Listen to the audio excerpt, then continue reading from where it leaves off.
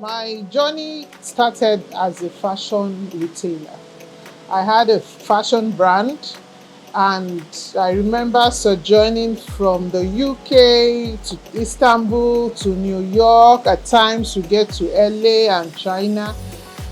To me, it was more of why can't we do this here? So that's inner burden. I went for training in China, Guangzhou to be specific. God, I was favored and I had a factory that trained me. And along the line, COVID came, I had to come back to Nigeria. And I found a fantastic trainer too, who I call my mentor today. And I think from there, it's really solved a lot of things. So when you look at the Nigerian fashion industry, every lady, even the men in Nigeria, were all fashion savvy, highly fashion savvy to be specific. So you'll see these countries, they'll copy our styles and mass produce. Come on. It was a lot it was a lot for me, like we can do more. For me, it was more the satisfaction that brands like mine always had to go to these countries to import our fashion items. When I mean our fashion items, things that our brands here will sew, our bespoke brands, they will sew. These people will copy them and mass produce them. I remember going to one of these countries and we had Nigerians, two women actually, quarreling over some items, some outfits, to the extent that they tore it. These were elderly women, and I asked myself, is this what I'll be doing in my 40s? Is this what I'll be doing in my 50s? Because they were in their 50s. And this outfit was something that a Nigerian sold, and it was copied abroad and mass produced. At Olives Apparel, we maintain quality by going through our processes. So we are a structured garment factory and we ensure processes are adhered to. We have checks and balances when it comes to quality. An outfit, for instance, goes through almost 10 hands, 10 different departments, which of course makes it very slim for any fault not to be detected. I remember a set of delivery that we had to send. When they unboxed these items and called us, it was late at night.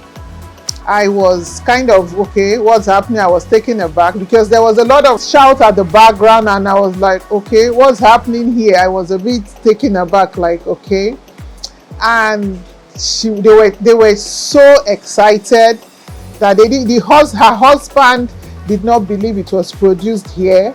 He had to tell her that, you know what, go and key these people in, go and have a contract with them for the next year.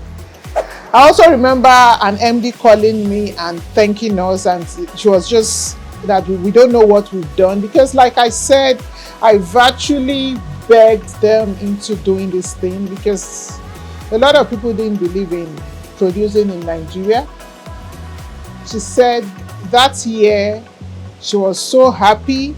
She did not have to deal with FX. She did not have to deal with cargo, that everything she sold was produced here. And for the first time, she could say this is her profit, this is her capital. She made good returns on her investments. I actually felt fulfilled. We felt fulfilled as a brand. This, and in many ways, have we been able to use our expertise to impact positively in the fashion space in Nigeria. We are the production partners you need to grow. So if you are a young brand, drop your comments in our DM and let's get you started. Let's handhold you. Let's see you through your journey. The Nigerian fashion space has come a long way. As a brand, you should take pride in producing in Nigeria and putting that label there, made in Nigeria. For brands that we work with so far, they are void of the issue of FX, cargo, delivery time, and of course, overall ROI. You can't compare. You can't compare. It's a game changer. Is it from the locally made fabric, the adire, the Ankara, the Ashoke? Last year in December, it was an Ashoke design season. I know how many we produced for people as a brand. Numbers in their thousands. Some got sold out 3 days, 1 week. Come on.